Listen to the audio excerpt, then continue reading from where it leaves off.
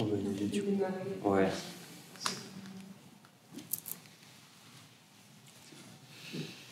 Eh bien, bonjour Monsieur Framont et merci de nous accorder ce petit temps aujourd'hui parmi ce programme de la Fête du Livre de Saint-Étienne qui doit être très chargé pour vous. Vous vous positionnez en tant qu'auteur comme un observateur engagé et une voix essentielle de l'analyse sociale et politique contemporaine, notamment avec vos précédents essais comme Parasite et Vous ne détestez pas lundi.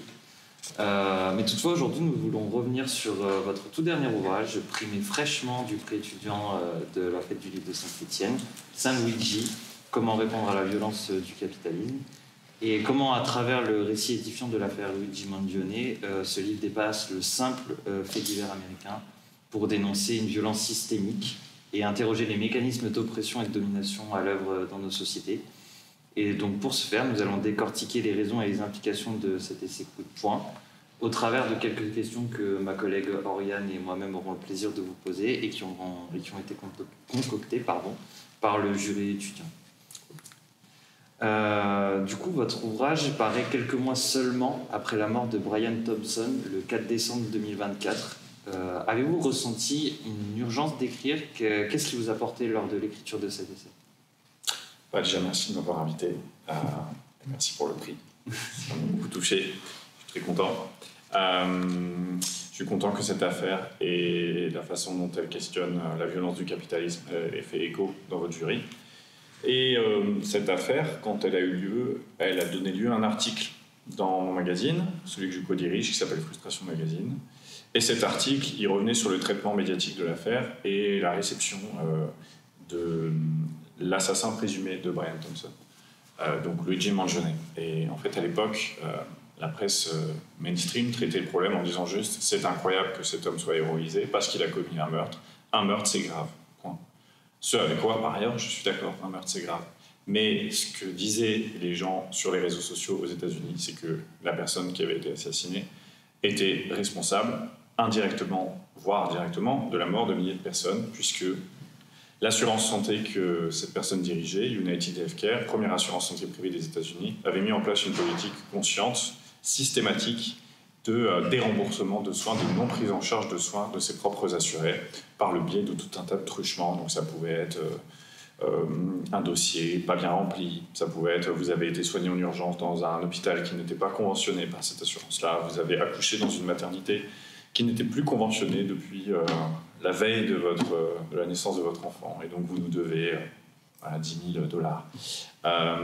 Donc il est prouvé qu'aux États-Unis, le système de santé privé occasionne 50 000 morts par an, faute de soins. 50 000 personnes meurent faute de soins. Alors qu'encore une fois, on parle d'un pays qui a les capacités de soigner. C'est la première puissance économique mondiale, rappelons-le, première puissance militaire également. Et 500 000 personnes qui, chaque année, sont endettées et sont en faillite personnelle en raison de leurs soins. Donc en fait, c'est un système qui est insoutenable pour les gens. Donc en fait, la popularité de l'assassin présumé vient de ce caractère insoutenable. Et moi, je me suis dit qu'à ce moment-là, en fait, quand on en vient à avoir de l'admiration pour un assassin présumé, eh bien, c'est qu'on est très en colère et qu'on se sent très impuissant.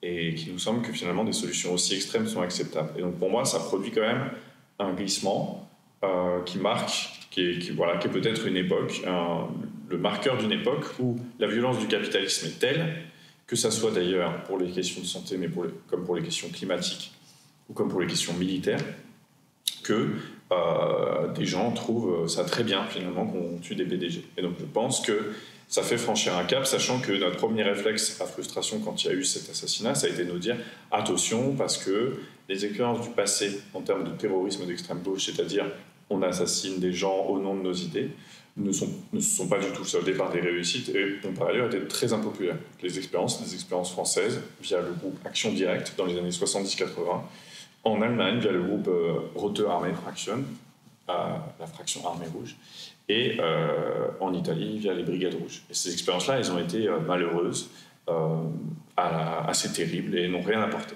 Donc moi, ça m'intéressait de me dire, est-ce qu'on n'est pas dans un nouveau stade où cette violence elle est à nouveau acceptée? Qu'est-ce qu'elle dit de notre société? Et donc, est-ce qu'il y avait une urgence à écrire? Non, enfin, il n'y a jamais d'urgence. Je veux dire, les livres, ça reste que des livres. On ne sauve pas des vies en écrivant des livres. J'ose espérer que peut-être que si, mais en tout cas, ce qui s'est passé, c'est plutôt que cette affaire, elle revenait constamment, que c'est devenu, que Luigi Mangione est devenu une icône de la culture Internet. Donc voilà, quelqu'un qui est resté finalement une figure importante des réseaux sociaux. Et donc, courant février, je crois, c'est mon agente littéraire qui m'a dit « Est-ce que tu ne devrais pas écrire sur l'affaire Luigi Mangione, puisque ton article a eu un succès phénoménal, tout le monde en parle, etc. » Et moi, je me méfiais parce que je disais « C'est quand même compliqué à tenir le fait d'écrire sur un assassin, c'est peut-être un peu dangereux. Par les temps qui courent, voilà, je ne sais pas trop. » Et donc ça a décanté quelques temps, j'en ai parlé à mon éditeur, les Yankees Libères, qui eux ont trouvé ça incroyable et qu'il fallait absolument écrire là-dessus. Donc moi je leur ai dit, je tente, mais je ne sais pas s'il y a matière à faire un livre. Parce que par moment on peut juste penser que c'est un fait divers. Et il se trouve que en fait, en écrivant, j'ai été emporté par le truc et je crois qu'il y a eu matière à faire un livre. Donc voilà, c'était pas... Ça m'est arrivé d'écrire sur des sujets où je me disais il y a plus une urgence. Par exemple, quand j'ai écrit sur le travail dans mon précédent livre, c'est parce que je trouvais que vraiment les statistiques d'augmentation de la souffrance au travail et de la dépression, ils étaient alarmants. Donc là, je sentais quand même une sorte d'urgence à mettre des mots sur cette réalité, mais dans ce livre, non, je ne sentais pas d'urgence. Je me disais c'est intéressant, voyons. Mais je n'étais pas sûr qu'il fallait le faire absolument. Voilà, par exemple. Très bien, merci de votre réponse. Pendant votre écriture, avez-vous été inspiré ou influencé par un livre ou une œuvre en particulier ? En fait, moi, ce que je fais sur l'écriture de mes livres, là, j'en ai écrit pas mal à une fréquence importante, genre quasiment un par an pendant 3 ans. Mais d'abord, avant d'être quelqu'un qui écrit des livres, je suis un grand lecteur, donc j'en lis beaucoup. Et je lis un peu tout ce qui sort en termes de pensée critique. Parce que du coup, à travers notre magazine, on essaie de se tenir au courant de tout ce qui sort. Donc en fait, souvent, ce qui se passe, c'est que je lis énormément, et puis il y a un moment où ça va être le temps d'écriture, et tout ce que j'ai lu avant va faire sens, parfois un peu miraculeusement, je sais pas comment dire. Là, j'ai vraiment eu cette impression. C'est un livre que j'ai écrit très vite, en 1 semaine, et pendant 1 semaine, j'avais une pile de livres ouverts de ceux auxquels je pensais, et puis j'allais en chercher d'autres, et il y en a auxquels j'avais même pas pensé au début du livre. Mais il y a un livre en particulier que j'ai lu en même temps que ma phase de relecture. Donc en fait j'avais un premier jet, puis ensuite il y a eu la phase de relecture. Et pendant la phase de relecture, j'ai lu un livre de Claire Touzard qui s'appelle Folie et résistance, qui est sorti en fait à peu près à ce moment-là, c'est-à-dire au mois de mai-juin, et qui m'a énormément marqué. Et donc du coup, par exemple, j'ai rajouté un passage où je cite ce livre, parce qu'elle aussi évoquait l'affaire par ailleurs. Et puis par ailleurs, j'avais trouvé que c'était un point de vue très intéressant. Claire Touzard, elle dit que en fait, le capitalisme contemporain fait passer pour fous les gens qui sont par exemple révoltés par le génocide en Palestine. Voilà. On psychiatrise notre révolte. Et elle a beaucoup ressenti ça, et elle met des mots là-dessus. Elle montre que c'est une tendance lourde, pas de tout temps, mais disons depuis le 19e siècle, les gens révoltés, les féministes par exemple, ont été psychiatrisés par la société bourgeoise. Et moi, c'est aussi quelque chose que je ressentais, la façon dont, dès qu'on est révolté, on va attribuer cette révolte à des raisons intimes ou psychanalytiques, plutôt que de la prendre au sérieux. Donc ça m'a beaucoup influencé pendant la phase de relecture. Et là, c'était vraiment ce livre-là, pour répondre à votre question. Donc on le disait au début de cet entretien, vous êtes sociologue de base, et justement, comment cela a pu impacter votre manière d'écrire et ou le récit en lui-même ? Donc, j'ai étudié la sociologie, j'ai commencé un doctorat que je n'ai pas fini, et ensuite j'ai pratiqué la sociologie dans le secteur privé comme expert en santé au travail pour les CSE, où on applique 2 grandes disciplines, la psychologie du travail et la sociologie du travail. La sociologie, c'est quelque chose qui m'a marqué et qui marque tous mes livres pour 2 raisons principales. Et je pense que c'est... comprendre qu'il y a des faits sociaux qui dépassent les individus et qu'on a beau avoir des choix volontaires, être responsable de ce qu'on fait, on évolue dans des époques et dans des déterminants qui nous dépassent parfois, souvent. Donc ça reste quelque chose de présent. Et puis la sociologie, c'est aimer la question des causalités humaines, quoi. C'est-à-dire que quand on a un raisonnement sociologique, on comprend, enfin on tente de comprendre tout le monde. C'est-à-dire que tout a une cause. Que les pires actes ont une cause. Et ces causes, on doit les prendre au sérieux. Ça, je pense, c'est 2 aspects très important de la démarche sociologique que je garde toujours à l'esprit et qui produisent un certain type d'écriture qui va être d'écrire un phénomène de la façon la plus compréhensible possible, en faisant en sorte, moi j'essaie toujours d'aller de l'individuel au général, c'est-à-dire qu'est-ce qui dans notre vie quotidienne est régi par des lois plus générales, comment s'articulent les deux.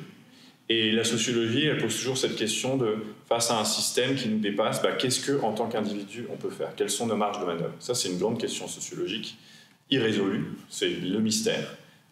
Est-ce que des individus peuvent changer le cours de l'histoire? Ou est-ce que non, au contraire, c'est les forces économiques qui elles-mêmes produisent du changement? C'est une grande question de la sociologie, dont la réponse, je l'espère, n'arrivera jamais, parce qu'en fait, c'est bien aussi d'avoir du mystère dans les actions humaines. Mais en tout cas, c'est cette question-là que je me pose quand je décris le phénomène de la violence du capitalisme et que je réfléchis à comment y répondre. Derrière, je me penche sur les phénomènes historiques qui ont abouti à des changements. Voilà, ces phénomènes, ils sont collectifs, mais les individus, en tant qu'individus, ont joué des rôles à un moment donné. Et quel a été ce rôle? C'est cette question vraiment sociologique que je me pose dans ce livre. Mais attention, si d'aucuns diraient que je ne suis pas un vrai sociologue, c'est que je ne suis pas universitaire et il y a une part de l'éthique de la recherche que je ne respecte pas, c'est que la recherche elle est censée être désintéressée.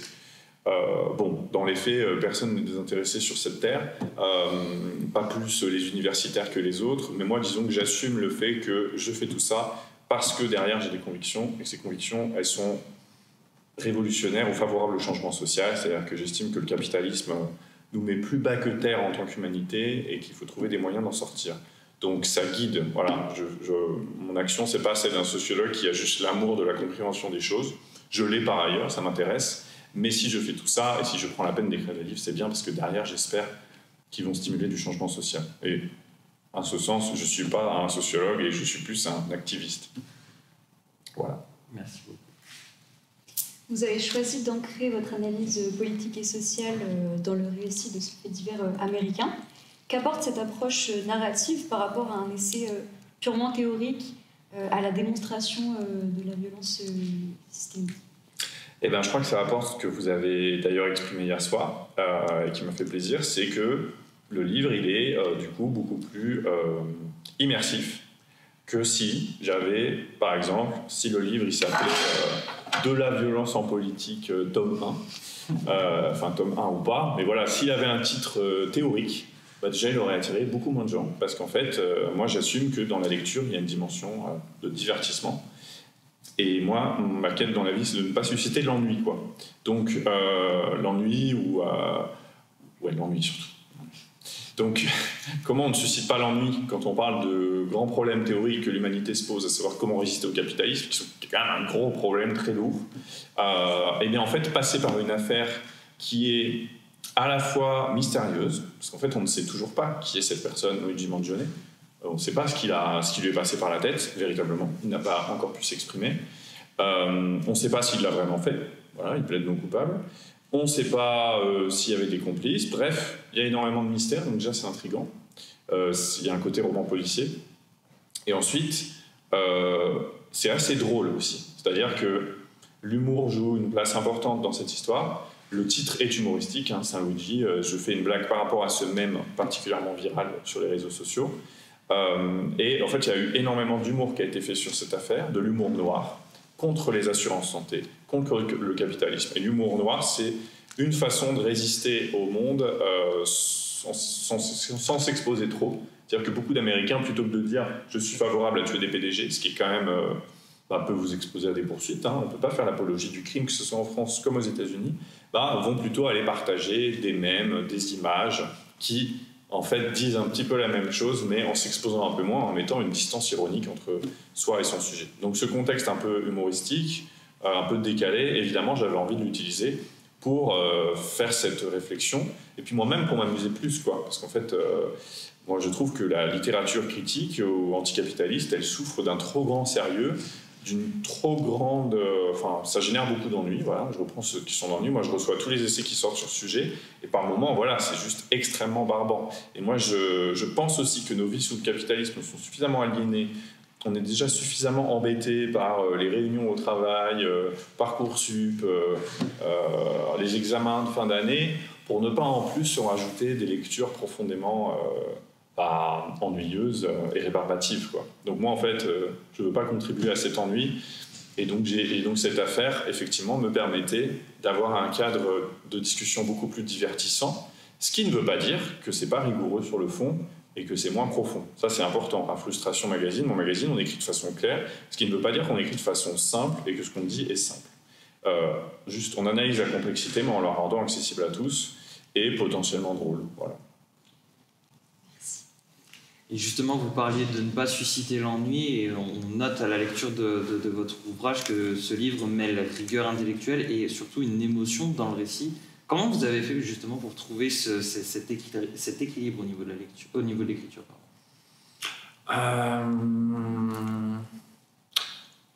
Bon, là, après, faut dire que je commence à être expérimenté en matière d'écriture, donc il y a des choses qui viennent toutes seules, quoi. Donc j'ai du mal à dire comment je le fais. Là, j'ai vraiment choisi une approche différente de ce que je fais d'habitude. D'habitude, je fais quelque chose de plus scolaire, c'est-à-dire je fais un plan détaillé, je le soumets à mon éditeur, à mon agent littéraire, à mes collègues du comité de rédaction de Frustration, je reprends les retours des uns et des autres, ensuite je fais mes chapitres un par un, je fais mes recherches bibliographiques, bref, je fais vraiment un truc très, très carré.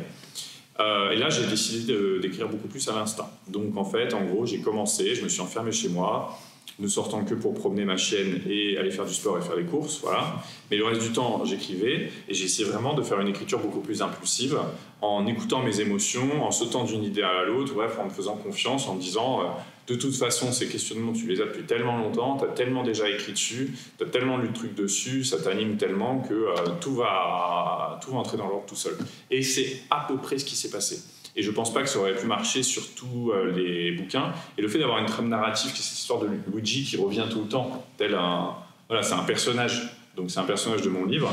Il revient perpétuellement. Et grâce à cette trame, j'ai pu donc déjà changer de registre régulièrement, passer de la théorie à l'humour, à l'émotion. L'émotion, c'est aussi l'usage de la première personne, le fait que je parle d'expériences intimes, le fait que je parle de, par exemple, toute la fin de vie de ma grand-mère et toute notre confrontation en tant que famille au système de santé dégradé qu'est le nôtre en France. Et donc j'ai décidé d'écouter ma propre sensibilité, voilà, et de suivre mon instinct. Et voilà, du coup c'est difficile d'écrire ce qui se passe quand on suit son instinct, quoi. C'est comme si tout venait tout seul, et j'ai par exemple essayé de choisir d'utiliser les souvenirs de ma grand-mère que j'avais perdu récemment comme étant aussi une trame narrative, et grâce aux souvenirs d'elle, j'ai pu convoquer un certain nombre de choses en me disant elle, comment elle voyait les choses là-dessus. Sachant que ma grand-mère, c'était pas du tout quelqu'un qu'on peut appeler politisé, c'était pas une militante, voilà, elle est née avant la guerre, mais elle n'était pas résistante. Enfin, il n'y a rien de remarquable dans sa vie, mais en même temps, comme toute sa vie, elle avait une vie extraordinaire, et elle avait des avis qui m'ont énormément marqué. Donc j'ai voulu aussi restituer ça, à la fois comme un hommage, et à la fois comme un carburant pour mon écriture, parce que je savais que j'étais encore habité par ce deuil, et que voilà, j'allais l'utiliser. Beaucoup d'écrivains font ça en littérature de fiction, etc. Moi, je me suis dit, on va voir si ça marche aussi pour des essais, quoi. Puisqu'après tout, il est question d'humanité ici. Pourquoi mettre un filtre entre ses émotions et la théorie critique comme c'est fait? Et c'est fait comme ça parce que la théorie critique, elle est monopolisée plutôt par des universitaires qui doivent obéir à un certain nombre de règles de rigueur et qui sont propres à leur champ.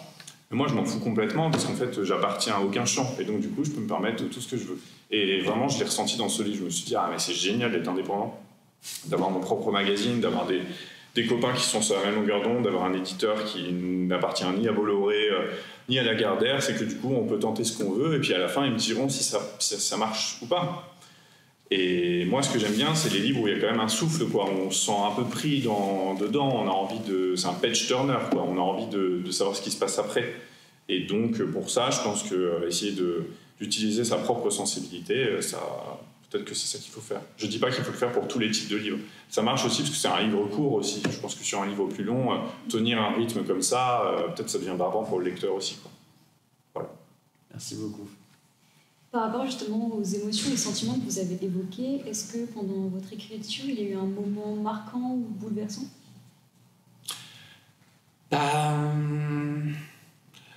Oui, il y en a eu, parce que justement, j'essayais de faire un peu au feeling, quoi. C'est-à-dire, comme je disais, j'avais des livres, mais voilà, j'avais ma trame de départ, et ensuite je me suis dit, laisse-toi guider. Et donc, en fait, sur le dernier chapitre, le chapitre 3, je commence en parlant du livre de Michelle Obama qui s'appelait Devenir. Et j'en parle parce que c'était un immense succès, ce livre. Vraiment, c'est un des livres les plus vendus des dernières décennies. Et en fait, je m'en suis souvenu, je ne sais plus comment, un peu par hasard, parce que on avait retrouvé ce livre dans les affaires de ma grand-mère. Et je me suis souvenu qu'elle me l'avait prêté, qu'elle était toute en admiration sur ce livre et que moi, je n'avais pas du tout accroché. Et du coup, j'ai commencé le chapitre en parlant de ça, en me disant, je verrai où ça me mène, cette histoire de pourquoi elle a aimé ce livre, et pourquoi les gens ont adoré ce livre finalement. Qu'est-ce que ça dit de notre rapport au personnage, et donc c'est vrai que là je suis allé un peu plus dans un truc qui était de l'ordre de ce que ma grand-mère avait pu voir dans cette personne en tout point différente d'elle, quoi. Et ouais, ça c'était fort. Et puis ensuite un autre moment fort, cette fois-ci sur le plan plus intellectuel, moins intime, mais c'était quand même ça. Moi là-bas je voulais vraiment faire un livre qui disait ce qu'il nous faut, c'est retrouver le sens du rapport de force face à la violence du capitalisme.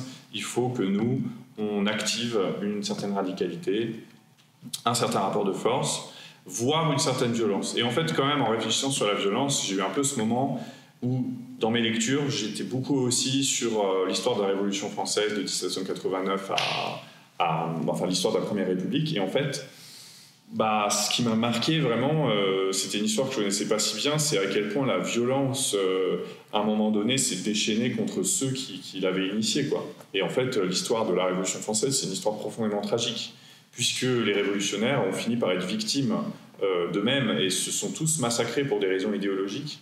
Et ça m'a touché, parce qu'en fait, moi, je savais qu'il y avait la terreur et tout, mais j'en avais eu une image très rapide. Et en fait, la mort de quelqu'un auquel je m'identifiais pas mal, comme Camille Desmoulins, qui était un journaliste, c'est lui qui a lancé l'usage de la cocarde tricolore, dont le discours a mené, en tout cas, à galvaniser la foule pour prendre la Bastille.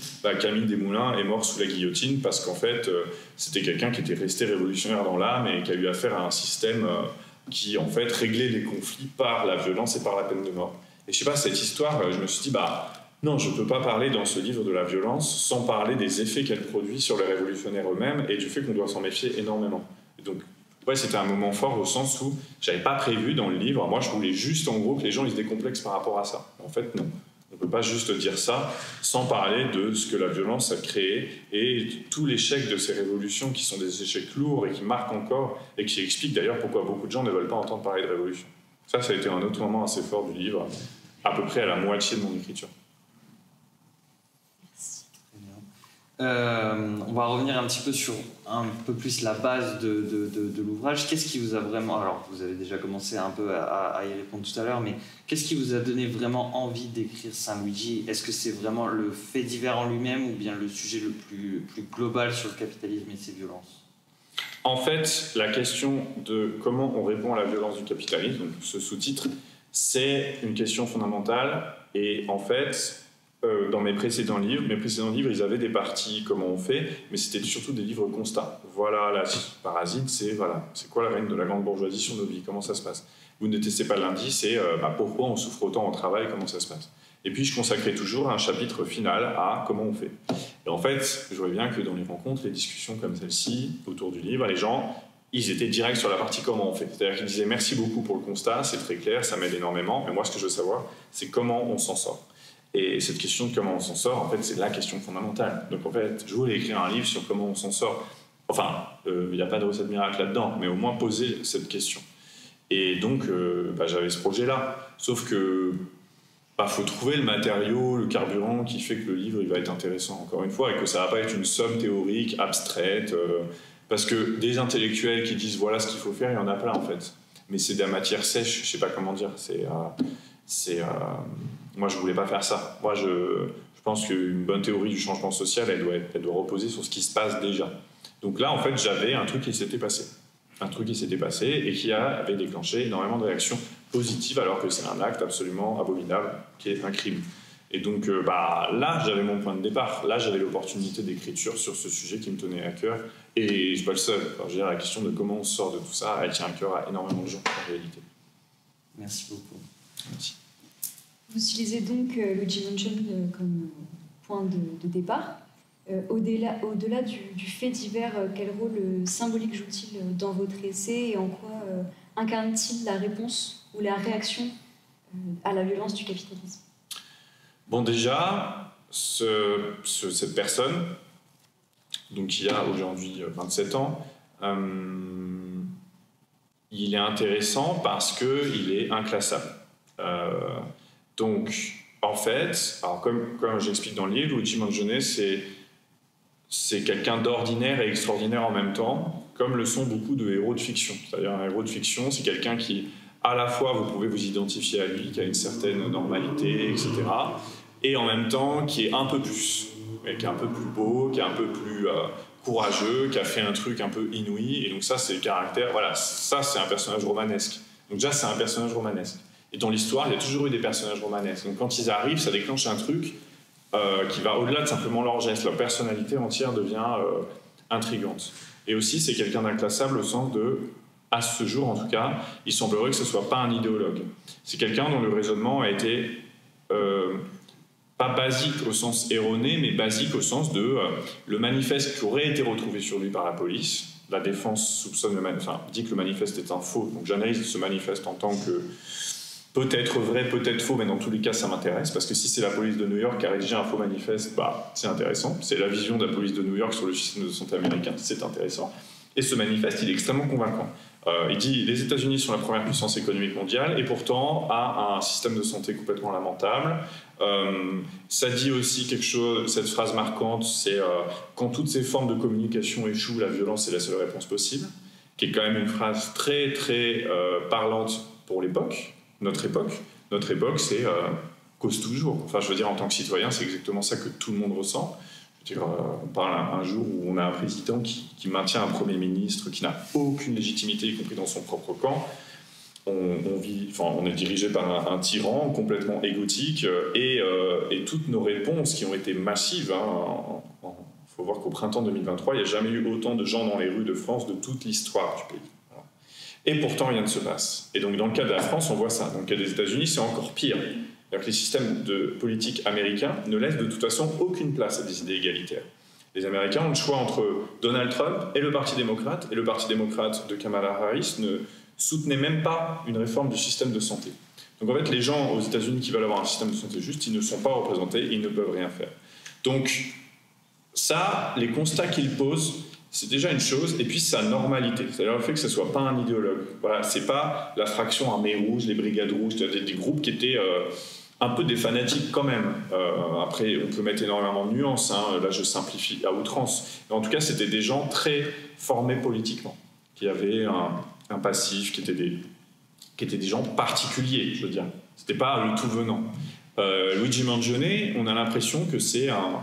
En plus, ces photos sur les réseaux sociaux ont été disséquées et il dégage de lui une certaine candeur, voire une certaine naïveté un peu agaçante. Quoi. Vraiment, c'est un gars qui bosse dans la tech, qui fait des voyages autour du monde, qui joue au ping-pong. Enfin, c'est très ennuyeux. On ne voit rien de politique dans ces images. D'ailleurs, les gens très politisés ont dit « Mais regardez, cet homme, c'est juste un gars moyen qui bosse dans la tech, de la classe moyenne supérieure américaine. Il est parfaitement ennuyeux. » Bah oui, justement. Si des gens ennuyeux qui ne sont pas des idéologues se mettent à tuer des patrons, là, le capitalisme a de quoi s'inquiéter. Et ça, c'est très intéressant. Et moi, je crois que sa normalité l'a rendu populaire et que et je fais le parallèle avec le mouvement des Gilets jaunes.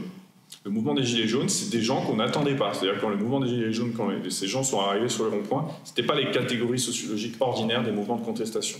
C'était des indépendants, des commerçants, des petits patrons, des salariés du privé. Bref, autant dire que sur le moment, et puis alors, ils n'arrivaient pas avec un livre, un manifeste ou des drapeaux rouges. Ils venaient avec un drapeau français, un gilet jaune et c'est tout. Et du coup, il y a eu une sorte de mépris des militants peu confirmés qui disaient « Mais regardez, ils n'ont aucune conviction. » Mais justement, du fait de leur absence préalable de conviction, les constats qu'ils ont émis ont été d'autant plus populaires que c'était des gens auxquels n'importe qui pouvait s'identifier.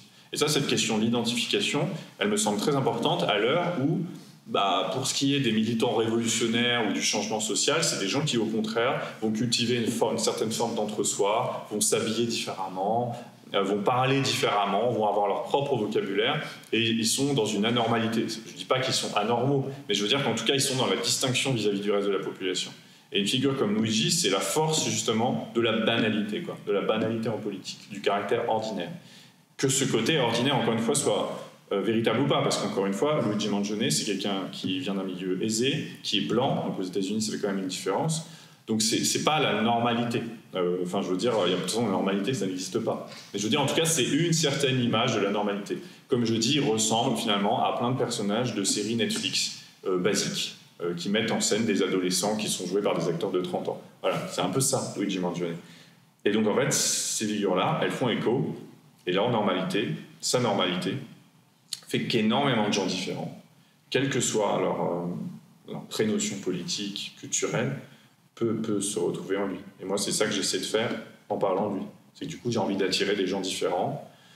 J'ai envie d'amener à l'anticapitalisme des gens qui ne se reconnaissent pas dans les codes habituels de l'anticapitalisme. Et il se trouve que c'est aussi la démarche de mon magazine qui ne reprend pas les codes couleurs ou les codes culturels ou les codes esthétiques de la gauche radicale, tout en étant profondément un magazine de gauche radicale. Voilà pourquoi ça faisait écho et voilà la place qu'il a dans le bouquin. Merci. Tout à l'heure, vous nous parliez justement de l'origine de ce titre que vous disiez un petit peu humoristique et basé sur des mèmes d'Internet. Est-ce que vous pourriez nous en dire un petit peu plus justement sur ce titre et pourquoi justement Saint Luigi ? Oui, en fait, souvent les illustrations des livres viennent illustrer le titre. Là, c'est le titre qui est venu illustrer l'illustration. C'est-à-dire que cette image, on la voit pas parce qu'il y a le bandeau. Ah oui, le prix était là-dessus, super. J'ai gagné, c'est écrit. Rappelons-le quand même. Donc, c'est un mème, c'est un internet mème. Donc, les mèmes, pour ceux qui ne sont pas familiers de cette notion, c'est une image, quelle que soit sa qualité, qui a une certaine viralité sur Internet et qui est utilisée dans un certain nombre de contextes. Donc on peut utiliser un mème dans une conversation, on peut détourner ce mème, on peut lui faire donner une autre signification, etc. etc. Donc les mèmes, c'est un élément important de la culture populaire de nos jours. Donc c'était ce mème-là qui a été créé par un artiste qui s'appelle Mohamed Gad El Rab, qui est un artiste égyptien qui fait depuis... moi j'ai vu sa production remonte à peu près aux années 2015, qui prend des acteurs et détourne ces acteurs et met leur visage au sein d'images qui sont en fait souvent des icônes qui sont inspirées d'icônes plutôt orthodoxes au niveau du style ou d'icônes chrétiennes, quoi. Donc il va prendre, je sais pas moi, tel acteur américain et faire de lui une icône chrétienne. Et donc ces images, elles deviennent des mèmes parce que du coup c'est de la projection. C'est quelqu'un qu'on adore et du coup on en fait un saint. Et en fait, quand il a produit cette image, elle a tout de suite eu une popularité énorme parce que vous voyez bien la dimension provocatrice, quoi. Si vous faites de l'assassin d'un PDG un saint au sens chrétien du terme, c'est une certaine vision du christianisme déjà, et c'est très provocateur. Je ne sais pas si ce serait validé par le Vatican. Je ne sais pas s'il va être béatifié, Luigi Mangione. Je ne crois pas. Mais en fait, c'est très marrant parce qu'en fait, c'est reprendre un code, c'est reprendre un certain christianisme. On va dire le christianisme social, c'est vraiment, on va dire, c'est tirer le christianisme à gauche, quoi, qui est plutôt un christianisme hostile à l'accumulation de richesses, etc. Et l'utiliser, et puis c'est faire de Luigi Mangione une sorte de figure vengeresse, un peu mythique. Donc ça, c'est le même. Et donc derrière, on s'est mis à faire avec des amis une série de blagues. Et donc précisément la blague en question, c'est que moi j'avais imprimé comme beaucoup le petit mème, et moi je l'avais mis dans ma voiture comme une icône au niveau de mon rétroviseur, quoi. Et donc je blaguais en disant que c'était le saint patron des assurances et qu'il me porterait chance si j'avais un accident, voilà. Et qui m'aiderait à négocier avec Gain Assurance, mon assureur qui a considérablement augmenté ses prix. Donc c'était uniquement cette blague-là, c'était mon icône dans ma voiture, quoi. Donc tous mes amis voyaient cette icône, ils se marraient à chaque fois, on la prenait en photo, etc., etc. Donc à force, Saint Luigi est devenu un personnage de ma vie quotidienne, au moins quand j'étais en voiture, et donc c'est devenu une blague. Et donc forcément que quand il y a eu l'idée du livre, je me suis dit on va appeler ça Saint Luigi. Et derrière, dans le livre, je l'assume, j'explique pourquoi le fait qu'on blague sur... en fait, que la notion de saint, elle est passée dans le langage courant en français quand on dit que quelqu'un est un saint, ça n'a pas forcément de dimension religieuse maintenant. C'est de dire c'est quelqu'un de particulièrement exceptionnel, particulièrement dévoué, et qui va nous protéger des méfaits de la vie. Donc, ouais, je trouve ça drôle, et l'idée est venue comme ça. D'accord, merci beaucoup. Mais c'est pas... voilà, je soutiendrai pas premier degré que Luigi Mangione est un saint, comme je l'explique dès l'introduction. Moi, je suis contre la peine de mort. En France, je suis contre la peine de mort dans les quartiers populaires, parce qu'elle existe. Je suis contre la peine de mort à Gaza également. Voilà. Contrairement à ceux qui nous dirigent, qui sont contre la peine de mort, mais uniquement quand c'est dans un tribunal, qui défendent la peine de mort quand c'est un policier qui tire sur un jeune homme désarmé, et qui défendent le meurtre de masse en Palestine. Donc, ça fait de moi quelqu'un de beaucoup plus à cheval contre la peine de mort que tous les gens qui nous dirigent. Merci beaucoup. Avec tous ces avis différents, avez-vous eu peur que certaines personnes auraient pu interpréter ce livre comme une justification de la violence ? Bien sûr, mon éditeur aussi a eu peur. Concrètement, un livre comme ça, il est relu par une avocate. Évidemment que quand on aborde des sujets pareils, il faut faire très attention. Il faut faire très attention, et puis je cite des entreprises, je cite des patrons, il faut faire attention aux procès en diffamation. Les capitalistes français utilisent ça, on appelle ça des procédures bâillons, c'est-à-dire ils multiplient les procès contre toutes les personnes qui parlent d'eux. Vincent Bolloré fait ça énormément, donc quand on cite Vincent Bolloré, faut être sûr de comment on le cite.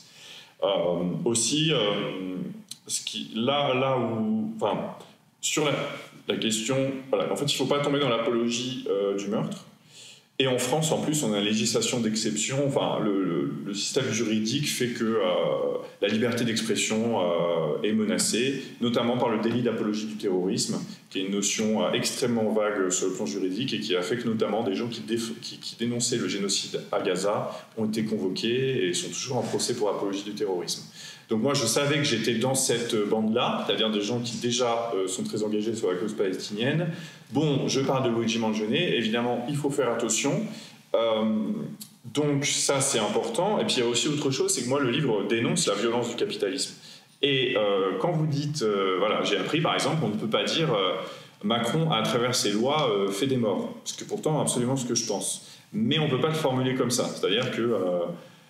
parce que, oui, voilà, on ne peut pas dire comme ça.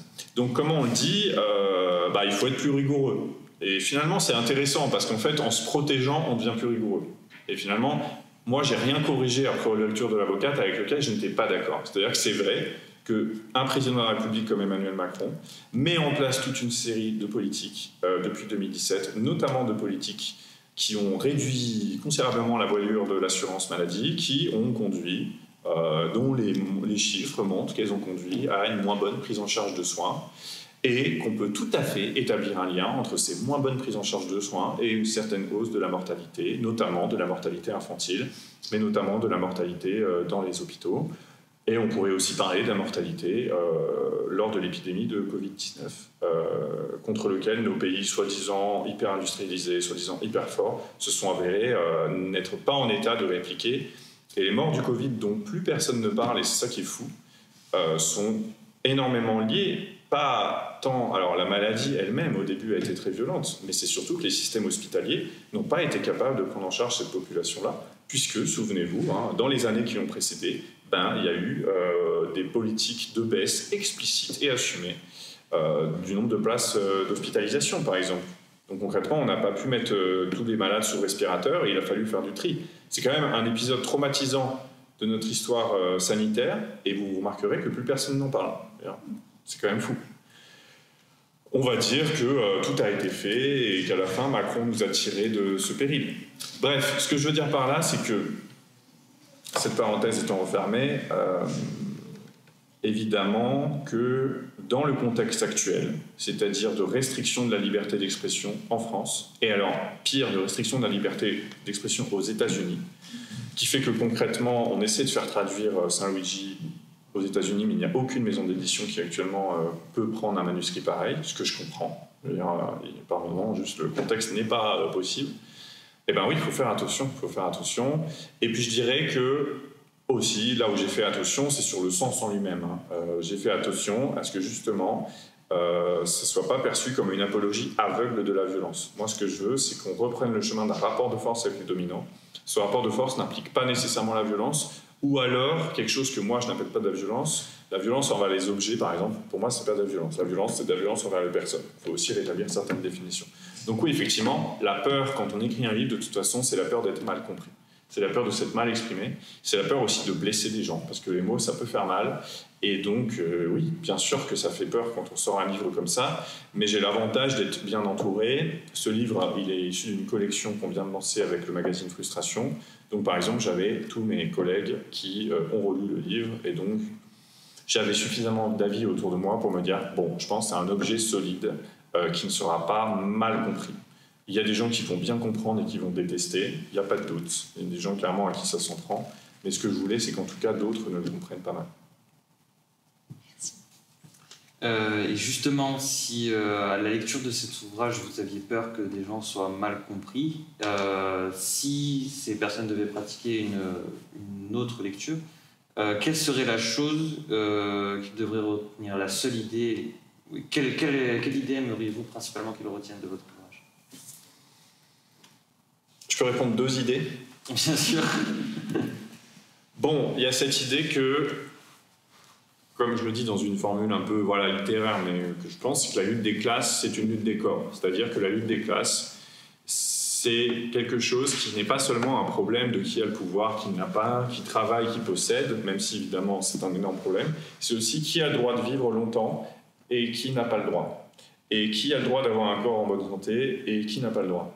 Et qui bénéficie d'une prise en charge rapide, prévention de ces problèmes, etc. et qui n'a pas le droit. Et en fait, on voit que sur les questions de santé, les inégalités, elles sont terribles et elles sont conscientes. Le fait qu'on ait un système de santé qui... j'en parle pas assez dans le livre parce que c'était pas le sujet, mais en France, on a un système de santé qui d'abord est raciste. C'est-à-dire que les enquêtes montrent que les personnes racisées sont moins prises au sérieux quand elles ont mal, par exemple, que des personnes blanches. Ça, c'est quand même une injustice terrible, qui a conduit à des décès suite à l'appel du 15. Il y a eu quelques affaires tristement célèbres ces dernières années. Et puis ensuite, évidemment, c'est un système de classe. C'est-à-dire qu'on a beau avoir des systèmes de soins publics dans certains pays, avoir de l'argent vous permet d'avoir des soins de meilleure qualité. Et c'est aggravant parce que souvent, quand vous avez de l'argent, vous vous occupez aussi d'une profession qui vous expose moins, qui expose moins votre corps, quoi. Donc le capitalisme, il trie les corps. Et donc quand je dis la lutte des classes, c'est une lutte des corps, c'est une idée qui me semble importante. Et pourquoi j'en parle? Parce que je trouve que c'est quelque chose de particulièrement intolérable. C'est-à-dire que personne ne peut justifier ça. Et d'ailleurs, en France, quelle que soit leur tendance politique, les gens sont inquiets pour l'état du système de santé, et quelle que soit leur tendance politique, les gens sont partisans de la sécurité sociale. C'est-à-dire que c'est une idée consensuelle dans la population, mais qui ne l'est pas parmi nos dirigeants, qui, eux, veulent que ce système soit plus violent, puisqu'ils ne font que le dégrader. Et puis la deuxième idée, c'est celle de, face à la violence des dominants, il faut mettre en place un rapport de force. Un rapport de force, c'est quoi? C'est que il faut que, quand vous avez un rapport de force avec quelqu'un, c'est qu'il a plus d'intérêt à vous écouter qu'à ne pas vous écouter. Et donc les actions purement symboliques, la démonstration de force, par exemple, le fait de manifester calmement ou de signer des pétitions, ne suffit pas. Ça veut dire qu'il ne faut pas le faire, mais ça ne suffit pas pour établir un rapport de force. Et que si on s'en tient à la démonstration de force, à savoir regardez comme on est nombreux et regardez comme on n'est pas content, ça ne changera rien pour des gens qui, et je le redis, s'en fichent complètement qu'on soit en colère. Voilà.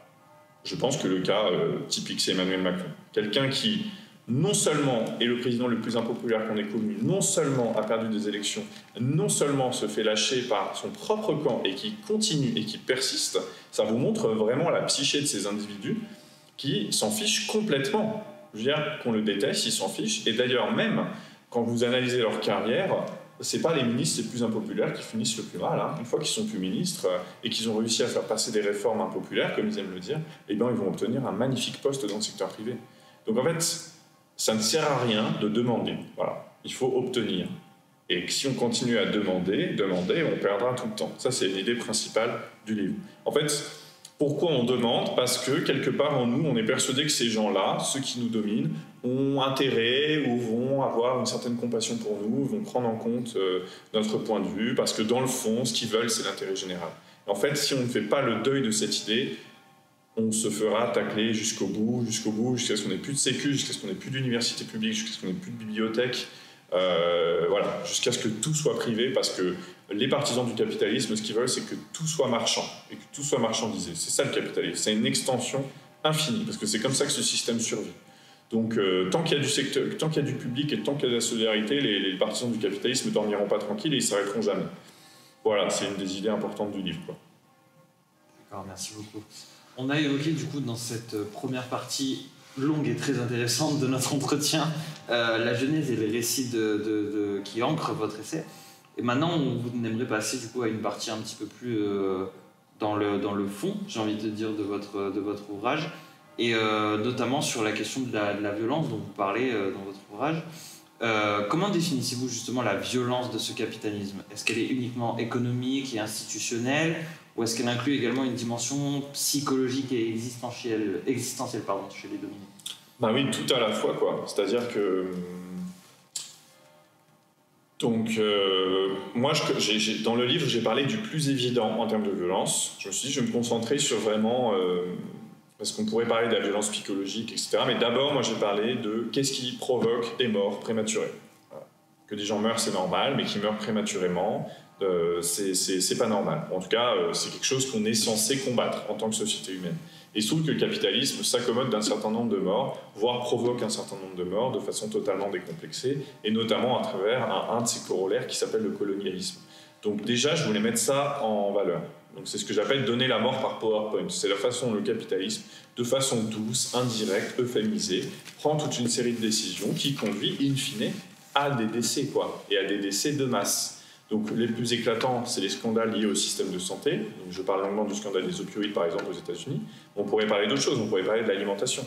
Le fait que notre alimentation soit monopolisée par des grands groupes qui, sciemment, tout en connaissant le résultat des études, continuent à promouvoir des boissons sucrées, des produits sucrés addictifs, etc., qui provoquent des maladies chroniques qui, elles-mêmes, dégradent la santé de la population, c'est une des preuves de... Voilà, c'est-à-dire c'est pas des gens qui appuient sur une gâchette dans une rue, n'empêche que leurs décisions conduisent à des résultats. Les politiques de dépendage de pesticides ont conduit, dans le cas de, par exemple, l'épandage du chlordécone dans les dom-toms, qui a été une pratique très, très répandue jusqu'à récemment et qui provoque des niveaux de cancer démesurés, c'est vraiment comment on sacrifie une population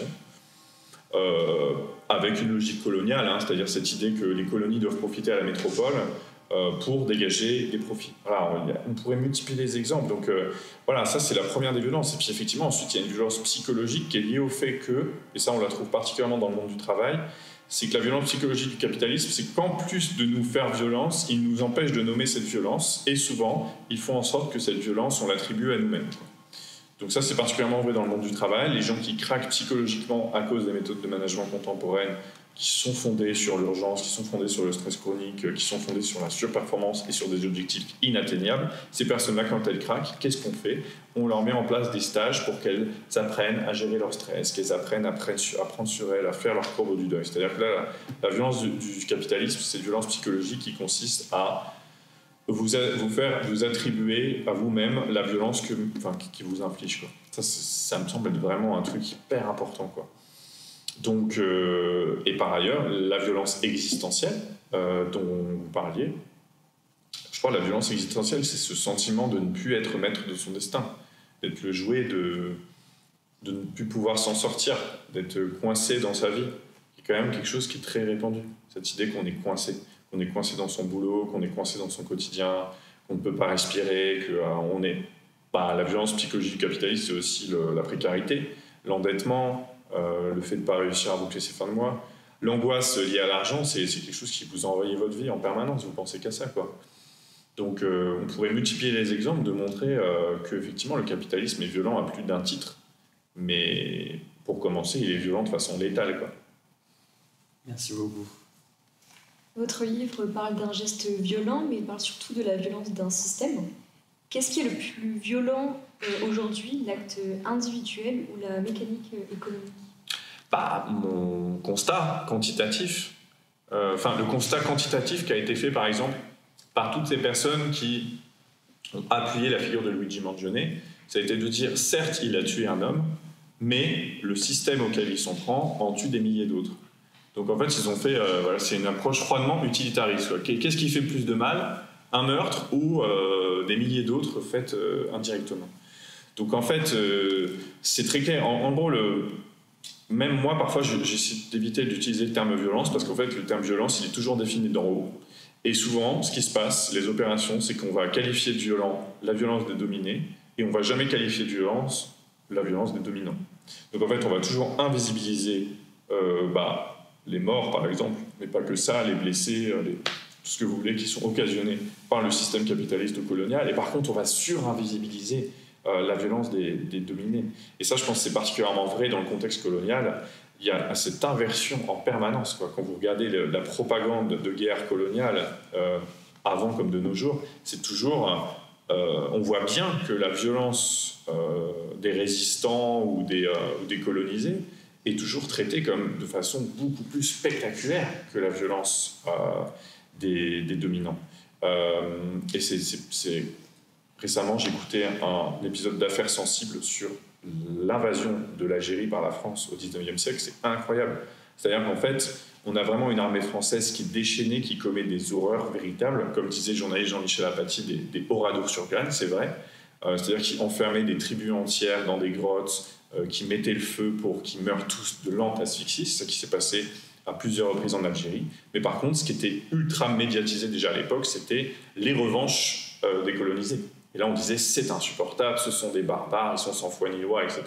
Donc en fait, il y a toujours cette inversion accusatoire, quoi. C'est-à-dire, je te fais du mal, mais si tu me répliques, ça sera toi l'ultra-violent, quoi. Ça, je pense, c'est une caractéristique fondamentale de l'analyse d'en haut de la violence, quoi. Donc à la fin, dans l'absolu, qui fait le plus de morts, je sais pas, il faudrait qu'on compte les points, mais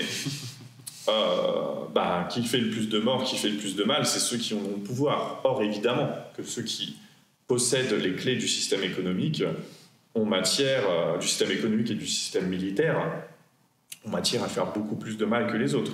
Pas parce qu'ils sont plus méchants ou qu'ils sont plus fanatiques, mais parce que simplement c'est eux qui ont les armes les plus destructrices. Je pense que là, le constat historique, il est quand même là, quoi. En tout cas, sur l'histoire du XXe siècle et sur le début du XXIe siècle, les morts occasionnés par les États-Unis et ses satellites sont quand même très très importants, quoi.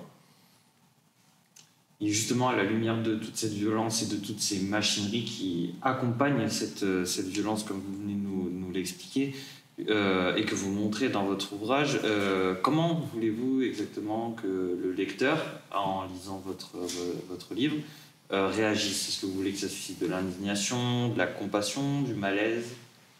Quelles sont vos attentes en termes de lecture? Bon, moi, mes attentes sur tous mes livres, c'est du passage à l'action. C'est-à-dire que c'est mettre des mots sur des choses ressenties, vécues, et puis ensuite, c'est se dire, je vais agir pour transformer ça, quoi.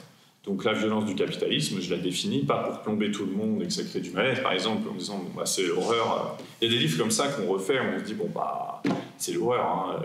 Voilà, il y a des articles aussi... il y a des gens qui ne regardent plus les informations parce que juste ils ont un sentiment d'impuissance et ils disent de toute façon que je vois ce qui se passe ou que je ne vois pas, ça ne change rien. Bon, moi je veux pas que mon livre provoque ça. Je veux qu'on le referme en se disant il va falloir faire quelque chose. Quoi? Je dis pas précisément quoi, je dis juste qu'il faut se poser la question, par exemple, du rapport de force. Et qu'il faut se poser aussi la question de, dans ce rapport de force, quelle place on donne à la violence et quelle éthique de la violence on adopte. Donc moi, en fait, c'est ça que je veux provoquer. C'est qu'à la fin, les gens ils disent peut-être que dans mon lieu de travail, il va peut-être falloir faire quelque chose contre toute cette violence larvée qu'on se prend. Dans mon service public, il va peut-être falloir mettre fin à la façon dont on maltraite les usagers. Voilà. Je crois que, et en tant que citoyen, évidemment, il va falloir faire quelque chose pour qu'on arrête d'être dirigé par des gens qui provoquent cette dégradation, par exemple, ininterrompue du système de santé. Donc je veux que ça provoque de l'indignation, mais attention, l'indignation, par moment, j'ai eu un peu l'impression que ça devenait un terme... S'indigner, ça devient purement une posture, quoi. Moi, je veux pas que ce soit une posture, je veux que ça soit de l'action. C'est-à-dire, j'ai envie de faire des trucs, quoi. Ce qui veut pas dire que tout le monde est obligé de faire des trucs et que je sais qu'il y a des gens qui ne peuvent rien faire. Il n'y a pas de problème là-dessus. Mais évidemment que moi, j'aurais envie que ça crée ça, bien sûr. Et je sais pas si, parenthèse sur qu'est-ce que peuvent faire les livres en la matière. Il y a un historien de la Révolution française qui est passionnant, qui s'appelle Roger Chartier, dans un livre qui s'appelle « Les origines culturelles de la Révolution française », que d'ailleurs je lisais en même temps que l'écriture de Saint-Luigi, même si je ne crois pas que je le cite. il dit un truc intéressant sur la place des livres. Bon, déjà, il déconstruit un peu l'idée selon laquelle les gens ont fait la Révolution française parce qu'ils ont lu les philosophes des Lumières. C'est pas si simple, mais lui, par contre, ce qu'il montre, c'est qu'il y a eu un déploiement de la lecture important dans la population. On était à peu près en France, plus de la moitié de la population qui s'est mise à savoir lire, c'est quand même très important par rapport à ce qui se passait avant, et que ces lectures ont contribué à désacraliser un certain nombre de figures, donc les figures religieuses et les figures royales.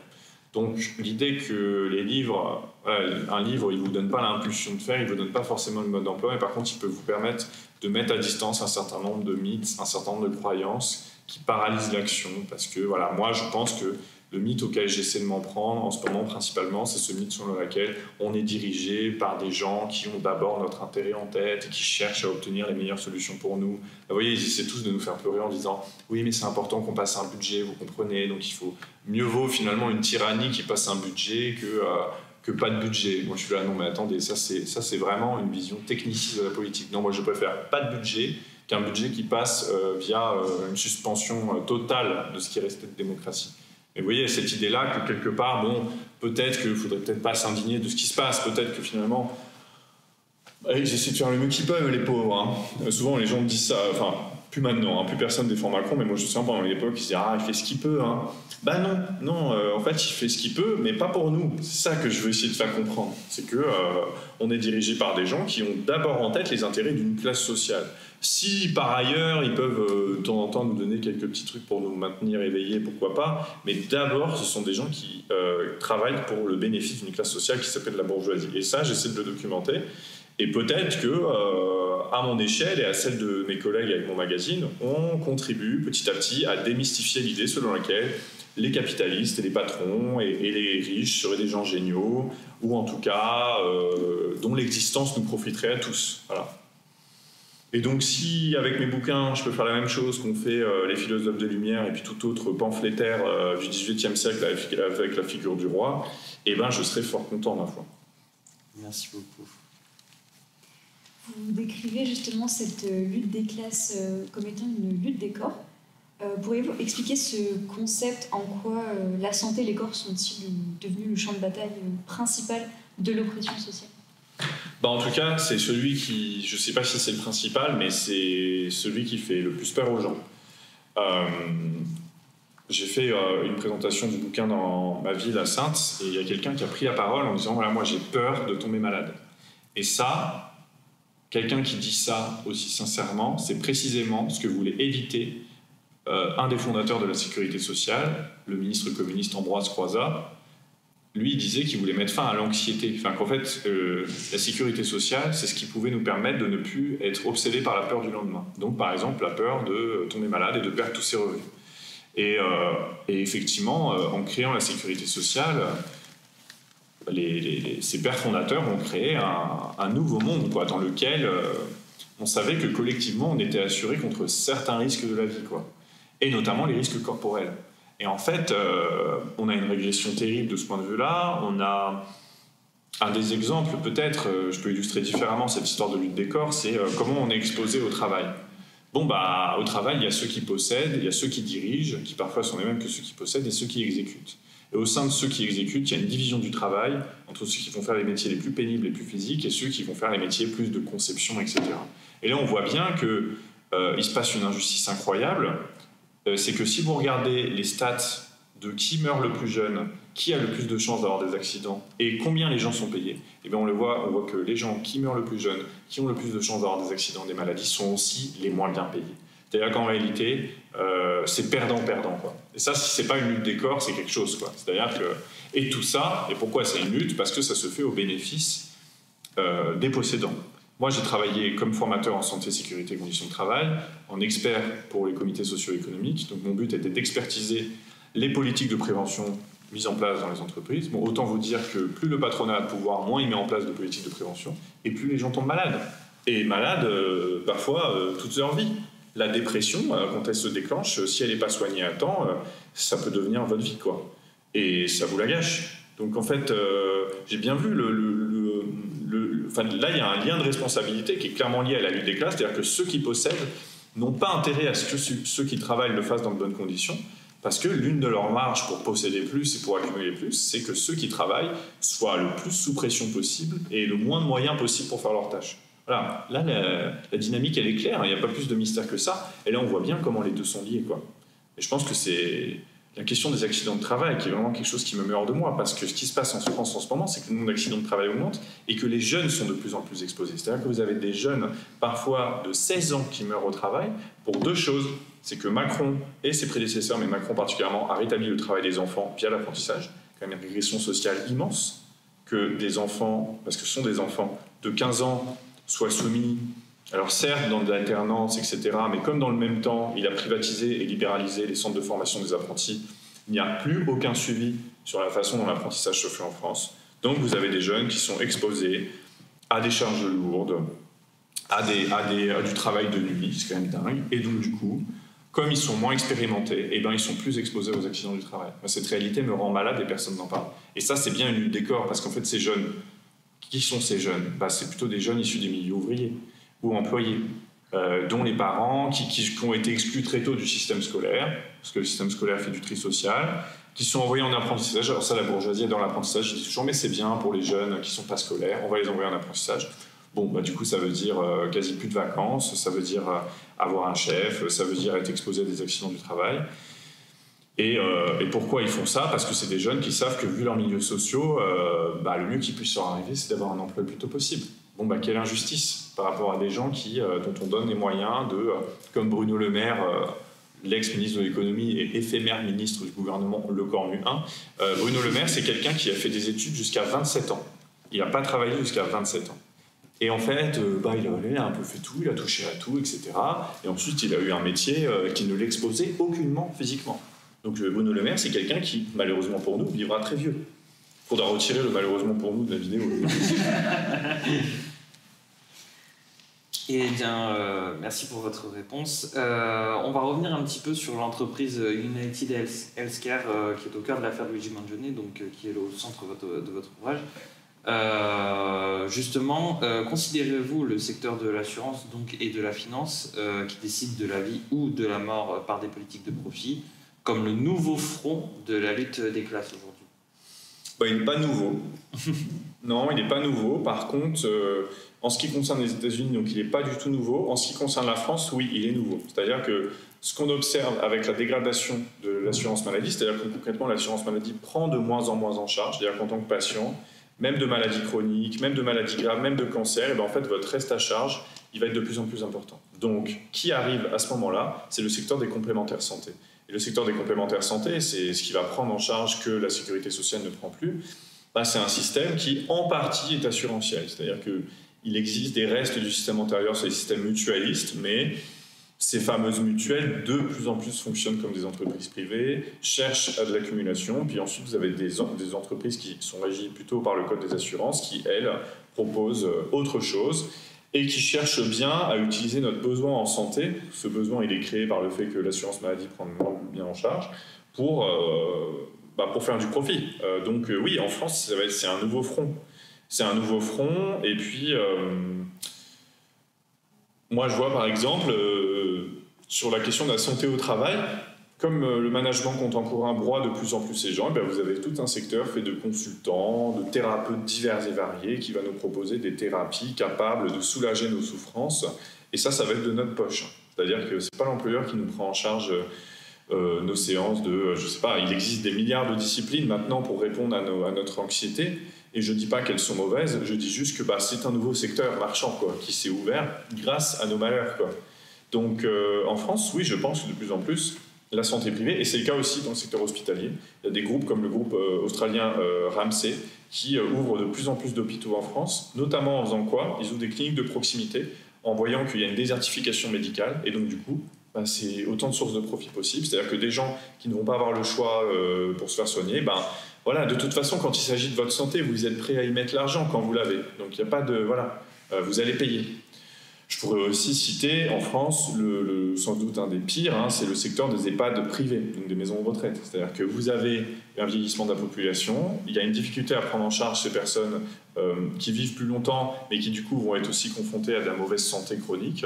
Et donc vous avez tout un secteur marchand fait de groupes d'EHPAD privés qui vont se mettre en place. Et là, la dynamique est très claire. Comment vous faites du profit sur des EHPAD? Eh bien, vous traitez mal les gens. Vous leur servez de la bouillie à midi. C'est exactement ça qui se passe dans les grands groupes privés. Et vous faites les prix les plus chers du marché pour une qualité de service qui est moindre. Ça, c'est un sacré front. Et c'est intolérable parce qu'en fait, ils privent nos anciens et puis du coup nous-mêmes de ce qui devrait être des moments de vie. Et ça, c'est dégueulasse. Enfin, c'est intolérable. Mais je pense que quand on parle des EHPAD privés, on peut se permettre d'être grossier. Bien sûr. Merci beaucoup. Vous comparez les systèmes de santé états-unisiens et français. Quelles leçons la France pourrait ou devrait-elle tirer de la situation états-unisienne? Quelles dérives pouvons-nous encore éviter? Pas tout. C'est-à-dire que globalement, le système américain, il fait des morts, il endette les gens. Récemment, on m'a donné cette stat incroyable et terrifiante. Aux États-Unis, les femmes qui ont un cancer du sein, à peu près la moitié aux États-Unis se retrouvent à devoir hypothéquer leur maison pour pouvoir se soigner. C'est ça, le système de santé américain. Alors que par ailleurs, le nombre de cancers augmente, y compris sur les plus jeunes, parce que par ailleurs, le capitalisme, notamment agroalimentaire et agricole, et les deux étant intrinsèquement liés, pollue notre atmosphère et nous expose à des substances cancérigènes. Enfin, vous voyez, le cynisme est total, quoi. Comme disait Fleur Breteau, qui a lancé le collectif Cancer Colère, vous avez sans doute entendu parler d'elle parce que lors de ce que la loi du plomb a été adoptée à l'Assemblée nationale, elle a été dans les tribunes et elle a crié sur les députés. Et c'était un très fort moment. Depuis, elle a lancé un collectif pour les malades du cancer et leurs proches. Et elle me disait, dans une interview qu'on avait fait ensemble, que par exemple, le capitalisme est tellement cynique qu'au sein d'un même groupe, vous pouvez avoir des producteurs de pesticides et des producteurs de médicaments anticancéreux. Voilà. Ça, c'est les États-Unis. Donc, si vous voulez, tout doit être évité pour qu'on ne ressemble pas aux États-Unis. Sauf que ça ne nous aura pas échappé que les États-Unis, c'est une grande source d'inspiration pour nos dirigeants depuis au moins Nicolas Sarkozy, qui, vous vous souvenez, était fasciné par les États-Unis et avait vraiment une admiration du système américain. Donc tout doit être évité pour ça. Et en fait, l'inverse du système américain, c'est un système 100% public. C'est-à-dire que qu'est-ce qu'on peut faire pour ne pas ressembler aux États-Unis? Eh ben, c'est de faire un 100% sécurité sociale qui prenne en charge absolument tous les soins. C'est éliminer tout secteur privé lucratif ayant trait à la santé, que ce soit dans les EHPAD, que ce soit dans les complémentaires, que ce soit dans les hôpitaux, et faire en sorte qu'on ait un système très fort, co-géré avec les patients si possible, évidemment. Voilà, ça serait l'inverse du système américain, extrêmement réglementé par la société. Voilà. Merci.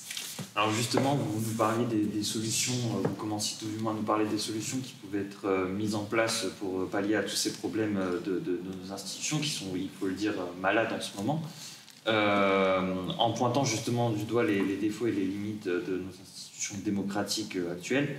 Donc justement, quelles réformes ou transformations estimez-vous nécessaires pour rendre ces institutions réellement représentatives de la population? Et est-ce que des réformes seraient-elles vraiment suffisantes pour vous? Bon, moi, je pense qu'il est trop tard pour les réformes, là. En fait, je pense qu'il faut tout remettre à plat, quoi. Mais ça, c'est ma conviction. S'il y a des réformes et qu'elles sont bien, je les encouragerai.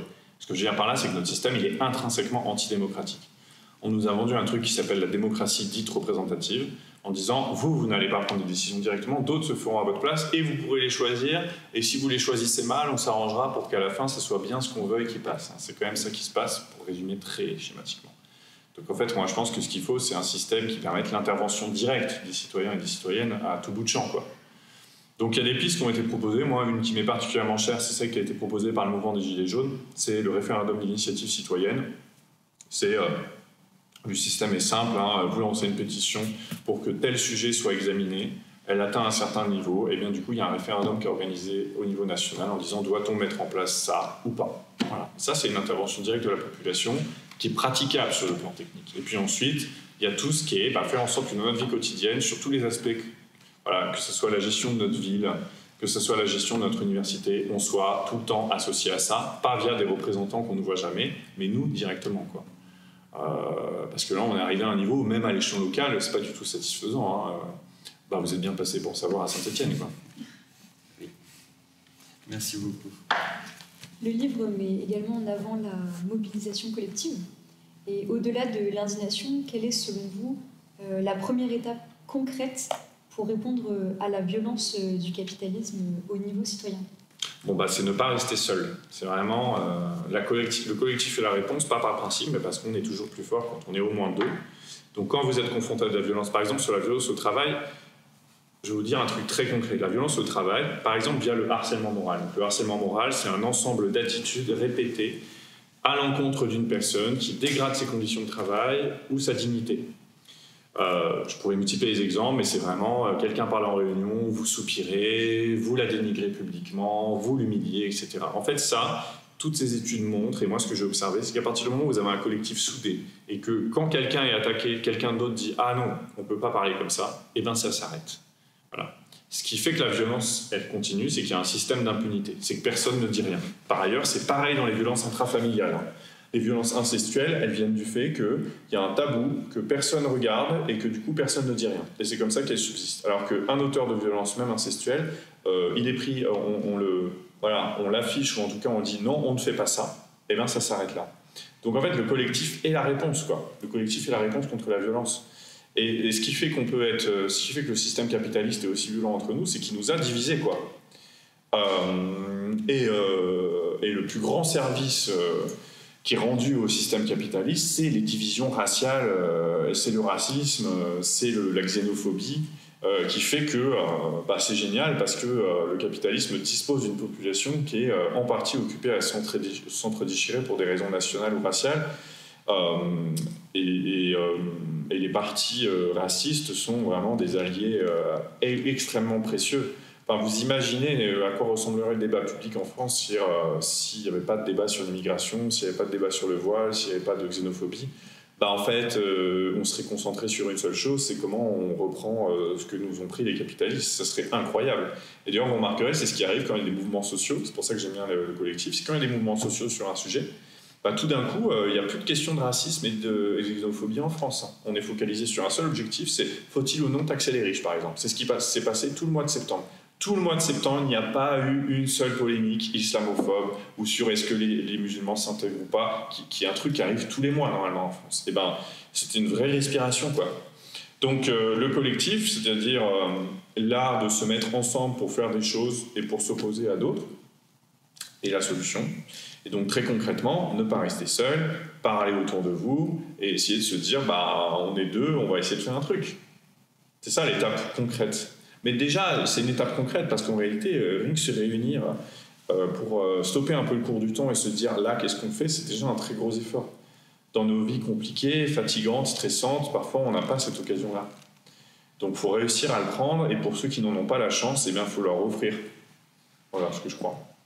Merci beaucoup. Merci beaucoup. Alors, vous nous y aviez déjà répondu un petit peu précédemment, mais ce sera, entre guillemets, la question pour clôturer cet entretien. Quelle réaction ultime espériez-vous susciter chez le lecteur de Saint-Luigi ? Est-ce que vous souhaitiez avant tout informer ou directement appeler à l'action et à la convergence des luttes ? Oui, non mais la révolution directe, rien de moins. Enfin, moi, j'ai pas de petites ambitions. C'est-à-dire que si le livre il continue de se vendre et que les gens ils se disent faut y aller. Moi, je suis très content. Il s'est passé un truc qui était exactement le résultat. Ça fait des années que Frustration, on finit tous nos articles en disant qu'il faut faire ça. Et c'est ce qui s'est passé le 10 septembre. Des gens se sont organisés dans le moindre ville et village pour essayer de faire quelque chose ensemble. Pas parler, faire quelque chose ensemble.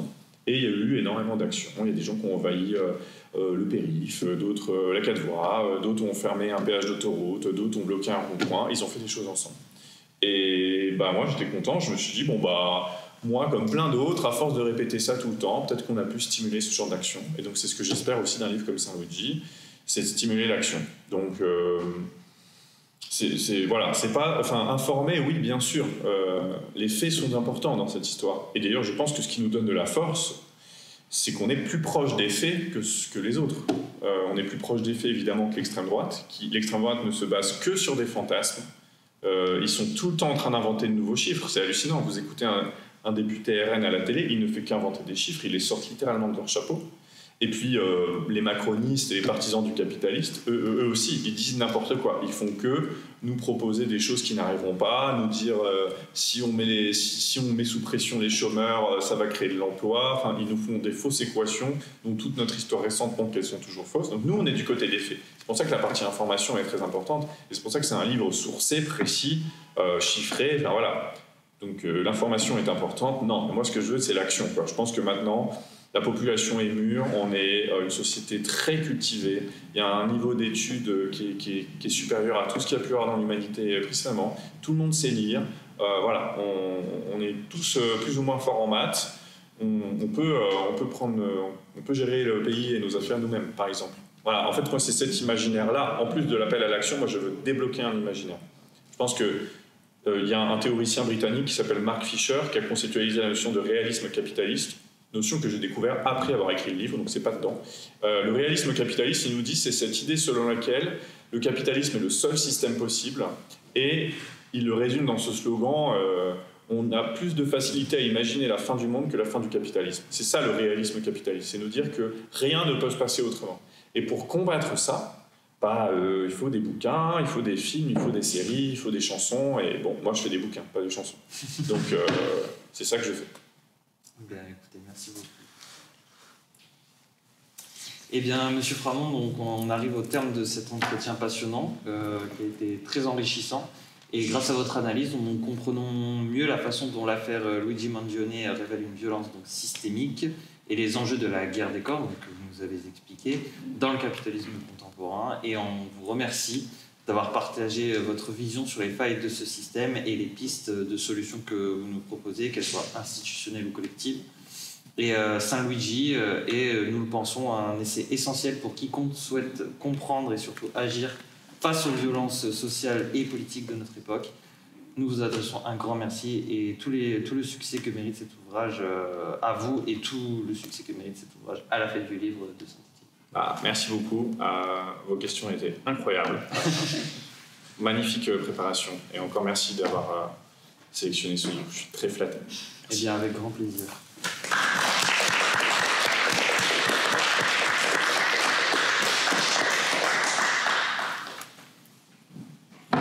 Bon, j'espère qu'il ne faudra pas